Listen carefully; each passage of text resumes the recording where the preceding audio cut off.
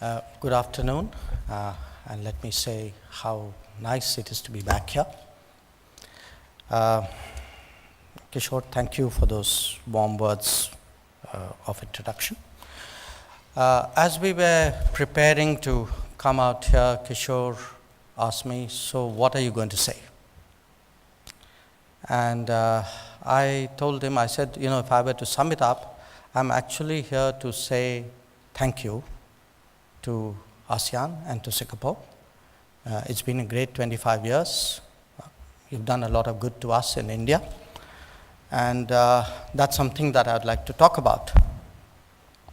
Now, if I were to slip into the Tommy Co mode and make it into 3 points, apart from that thank you, I would probably say, okay, so good things have happened. Now, where are you going? And the third point, if you're going somewhere, what else is actually going to shape your thinking and, in a sense, influence your pathway? So those 3 points are actually the subject of my talk. I assure you I have something slightly longer to say in my prepared text. But if you would bear with me, let me proceed along those paths. In his sequel to the Three Musketeers, it's a book called 20 Years After, Alexander Dumas actually shared some perceptive insights on the nature of human relationships as they unfold over time. Even close friends and comrades discovered that they do not actually know each other as well as they thought they did. Unanticipated agendas emerge, and personality traits kept in check find expression. Through this narrative, of course, the quest for advancement remains a constant. And now, all of this could be said for the geopolitics of the day, especially in Southeast Asia and the Asia Pacific. This is a year of anniversaries, and therefore one appropriate for stock taking. Dumas suggested that the same players in changed situations create different outcomes and different narratives.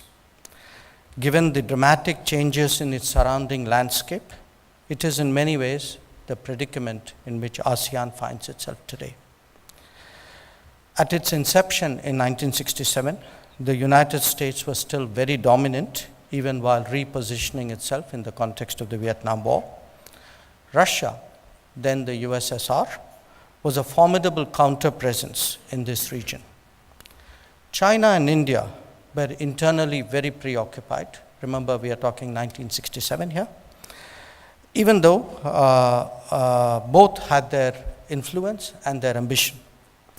Japan was economically ascendant, but tightly coordinated with the United States. The UK, prior to its East of Suez policy, was a significant security player as well. Now, much water has flowed through the Malacca Straits since then. This hierarchy of power has now undergone a radical change. The United States is in the process of redefining its strategic posture, and not just in Southeast Asia. China's dramatic rise has repercussions that are still being evaluated, perhaps even by China itself. Russia and UK have reprioritized their security interests.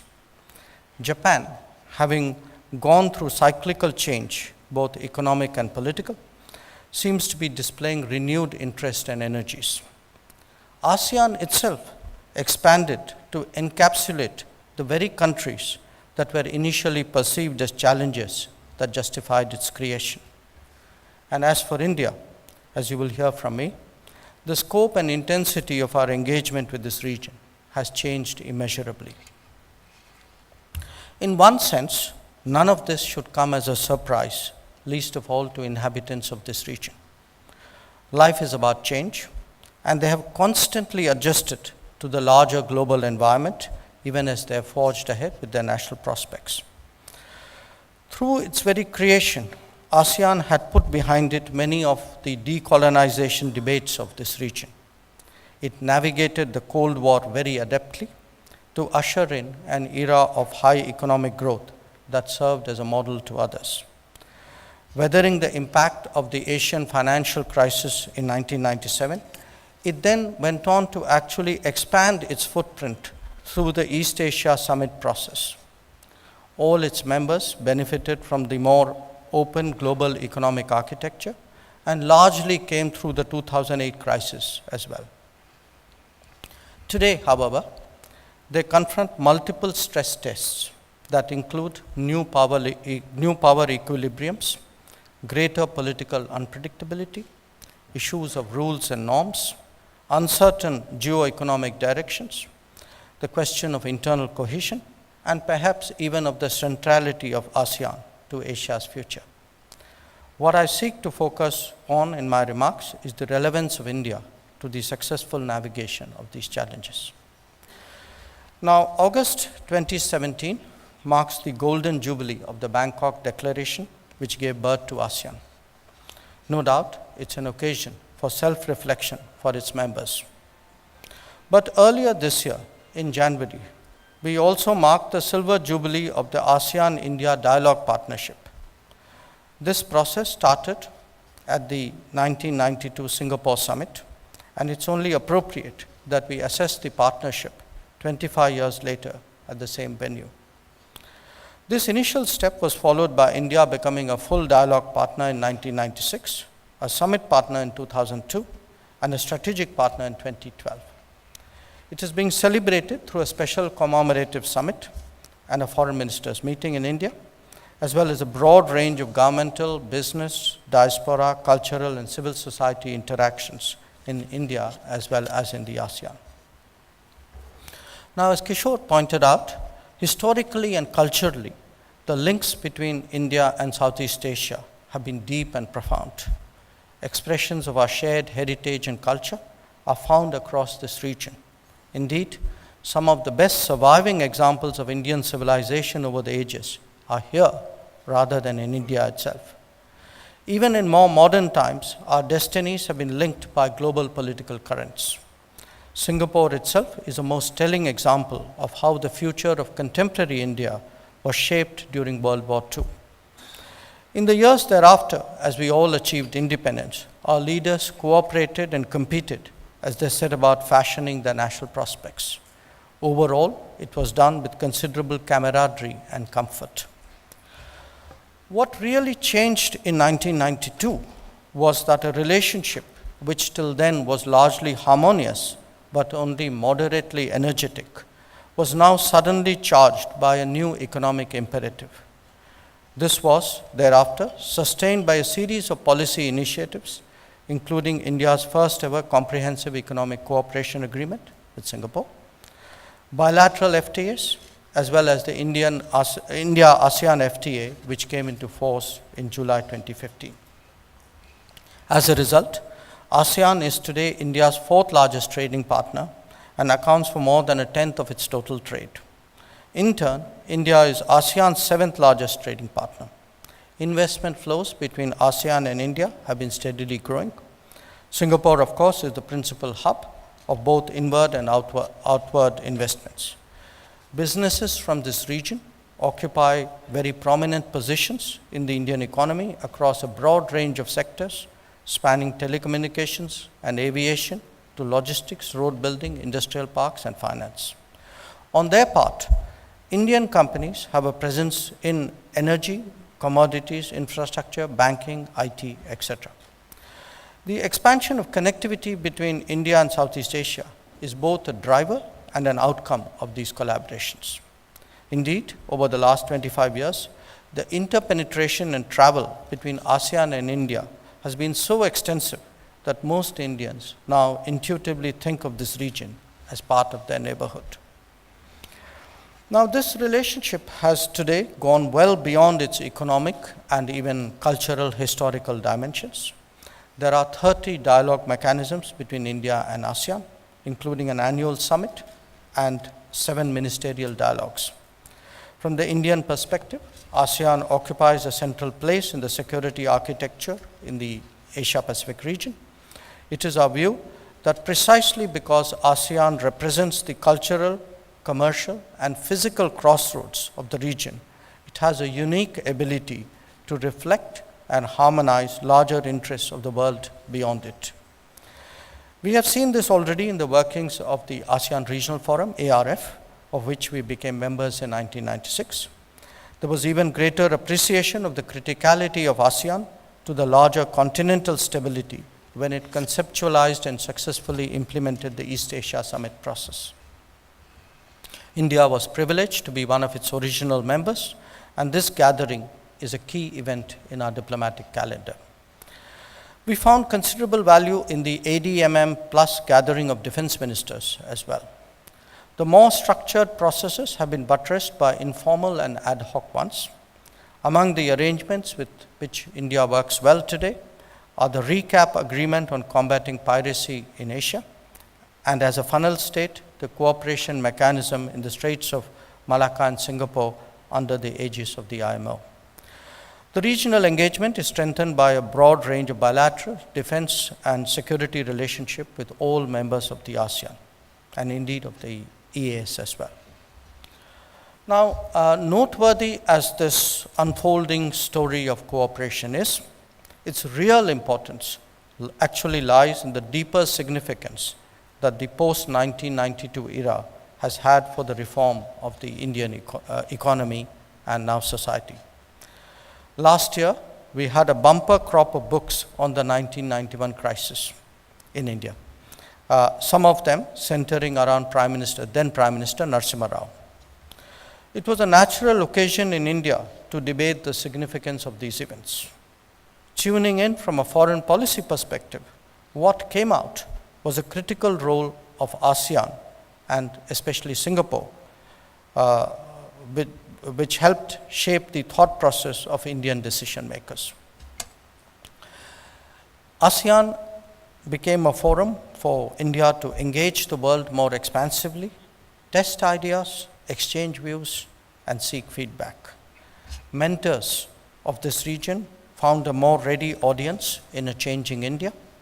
Their advice and experience offered guidance to an India that was moving along an uncharted path.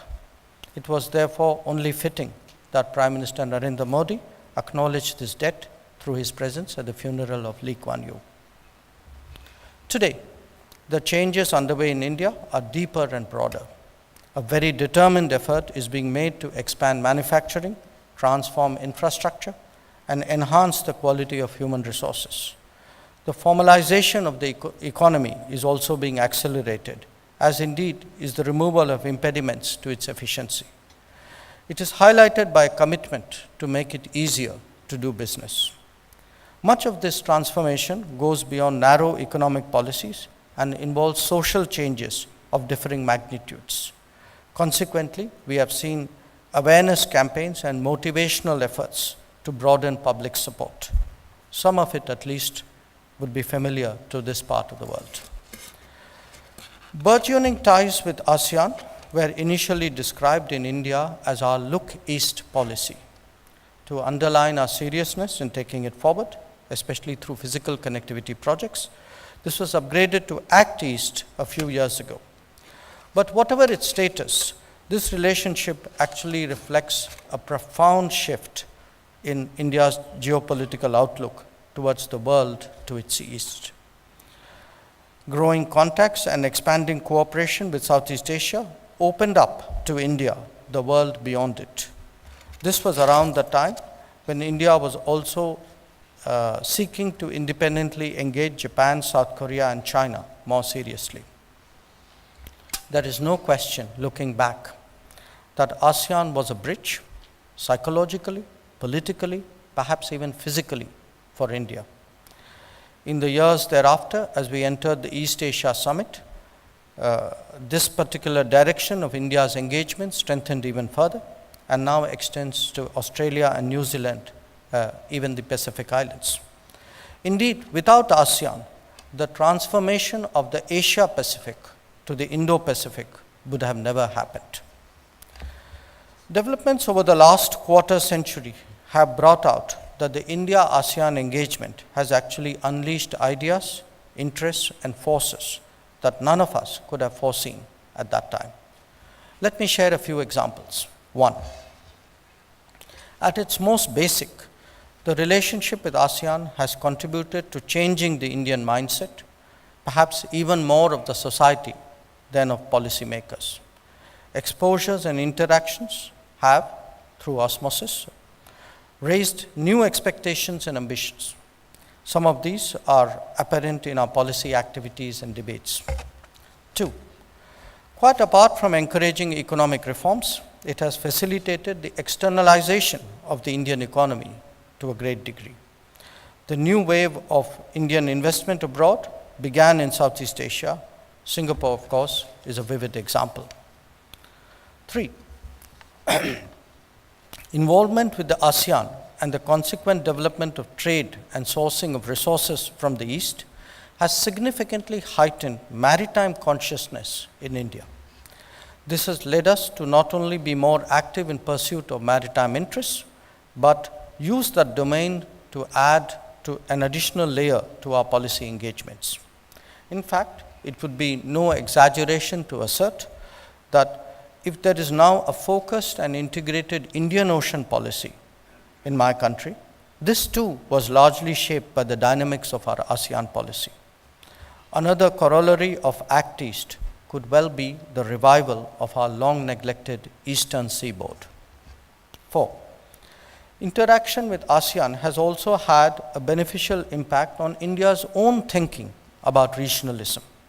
Articulated by Neighborhood First policy, we now consciously seek to ensure that our neighbors benefit from our own growth and prosperity.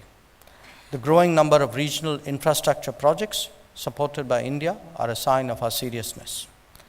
As SAARC is constrained by differences on terrorism and connectivity, attention may well shift to the BIMSTEC grouping in the Bay of Bengal, which is more united on the benefits of regionalism. I would also credit ASEAN with contributing significantly to our understanding of the role that people of Indian origin abroad can play in India's relationship with the world. There are few better examples of networking and bridging than the diaspora of this region.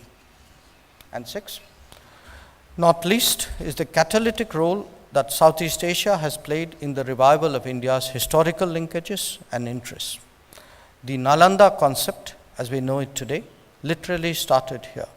Since then, it has emerged as an encouragement to a broader Indian embrace of its Buddhist history and heritage, and giving it a more central place in our people-to-people context. It goes without saying that India's bilateral relationships with ASEAN member states have grown in tandem with its broader regional engagement. In the case of Indonesia, long-standing political and security cooperation has been strengthened by increased economic activity, especially in resources and commodities. This holds true for Malaysia as well, buttressed by the bridging role of persons of Indian origin. Malaysian companies have been active in the development of Indian infrastructure. Both countries are all important partners in efforts to counter radicalization and combat extremism. With Thailand, cultural affinities add further texture to its role as a hub for manufacturing and trading. Singapore, of course, has been functioning as India's gateway and is valued as a critical economic and security partner. With the Philippines, we are seeking to exploit more fully the potential for trade and investment. Our long-standing presence in Brunei has now acquired more contemporary relevance with focus on energy. Where Cambodia and Laos are concerned, India has been a steady partner in development as much as in cultural cooperation. Vietnam is a well-established strategic partner, and our cooperation across a broad range of economic, developmental, and security issues will deepen even further. India's direct interface with ASEAN is through Myanmar, where the political transition will help further broaden our developmental and commercial presence. Leadership level exchanges, contacts with all ASEAN states have visibly deepened in the last 3 years, and we should see that culminate on the occasion of the Silver Jubilee. In this changing landscape, few would dispute that the evolving India-China relationship has a direct implication for the ASEAN, for larger Asia Pacific, and perhaps even globally. We are all aware by now of the complexity inherent in the rise of two major powers near simultaneously, that too in close proximity. That the powers in question are civilizational ones with positive far history and difficult near history adds to the challenge. The big debate is about the opportunities and risks that emanate from this twin rise. Skewing the analysis in the direction of one at the expense of the other could mislead us. In truth, the India-China relationship by now has acquired so many dimensions and so much substance that reducing it to black and white argumentation cannot be a serious proposition. It is not only India and China that have stakes in each other. The world, and especially the ASEAN, has a vested interest in this matter. It is not to suggest that old problems have all been addressed or that new ones will not arise. India has an alarming trade deficit that, in our view, emanates from obstacles to market access in China. Negotiations on the long-standing boundary dispute also still continue. Differences on issues like terrorism, nuclear energy access, and connectivity initiatives have also acquired some prominence recently. But the fact is that today, India-China relations are really multifaceted. Last month, when the leaders of the two countries met in Astana, they reached consensus on 2 points. One, that at a time of global uncertainty, India-China relations are a factor of stability. And two, in their relationship, India and China must not allow differences to become disputes. This consensus underlines the strategic maturity with which the two countries must continue to approach each other. ASEAN also has a natural interest in the growing ties between India and Japan. Gradually and steadily, Japan has emerged as a special strategic partner with whom India increasingly shares a global agenda. The planned Shinkansen high-speed rail project is the symbol of these changes. But they do reflect a much more profound shift underway, one that involves a significant Japanese commitment to infrastructure modernization in India, a substantially larger investment footprint, and the accompanying ecosystem that nurtures these processes. ASEAN nations, of course, are very familiar with these developments, though perhaps the scale in India may well be of a different order. Equally relevant is that as a country that shares similar values and principles, Japan is comfortable partnering India as it assumes greater security responsibilities. We also see enhanced synergy between India and Japan on connectivity and maritime security as positive for ASEAN nations. The big question in the world today is the global strategic approach of the United States. This matters to India as much as it does to ASEAN nations, as it does to the entire world. There seems to be a number of parallel processes at work. The United States is, generally speaking, reframing its terms of engagement with the world. In some arenas, there may be a redefinition of its objectives. In others, we may be looking at a redrawing of its posture. At the same time, let's be clear about what is not happening. The United States is not withdrawing from the world. On the contrary, it is seeking to get what it hopes to be a better deal from the rest of the world. These are still early days, and it's important not to jump to conclusions. The continued presence of the United States in the Asia Pacific is an important factor in the calculations of all nations. Developing a nuanced understanding of the unfolding situation is a must for policymakers as much as for analysts. In this background, it is important that India and ASEAN have honest conversations on the big issues of the day.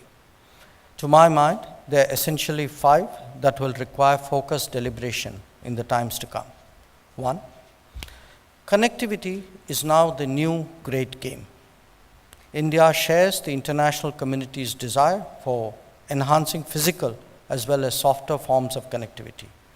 We believe in transparent development of infrastructure and the use of responsible debt financing practices while underlining respect for sovereignty and territorial integrity, ensuring transfer of technology, rule of law, and protection of the environment. This is a principled approach, and we are always open to discussions. 2. Maritime security is a second key concern. India supports respect for freedom of navigation, overflight, and commerce throughout the region. It expects nations to resolve territorial and maritime disputes peacefully and in accordance with international law. And just as important, we practice what we preach. India is increasingly shouldering responsibilities in this area. In recent years, we have concluded white shipping agreements with many countries and emerged as first responders in humanitarian assistance disaster response situations, whether it's from Fiji or all the way to Yemen.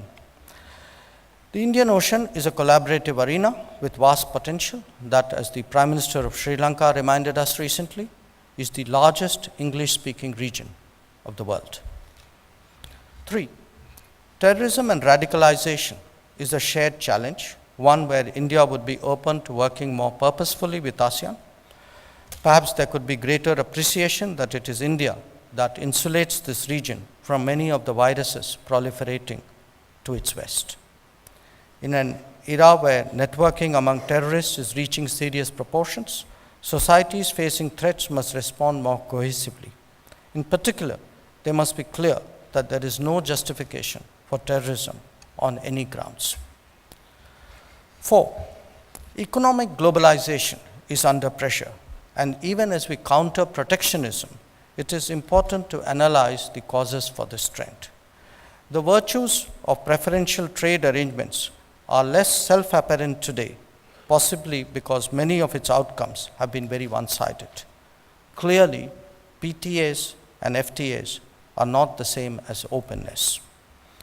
Arriving at a more balanced position would require a more objective assessment of how they have worked so far. And finally, 5, advancing an Asian security architecture founded on commonly accepted norms and rules is as important to India as it is to the ASEAN. To us, the centrality of ASEAN to its evolution is indisputable. India and ASEAN have powerful convergences that can become the basis for a higher level of cooperation. We would hope that what ASEAN sees looking west is a more confident nation with strong economic prospects, positive demographics, substantial unmet demands, leapfrogging capabilities, one that is active on global issues, shouldering more responsibilities, and is a net security provider in the Indo-Pacific.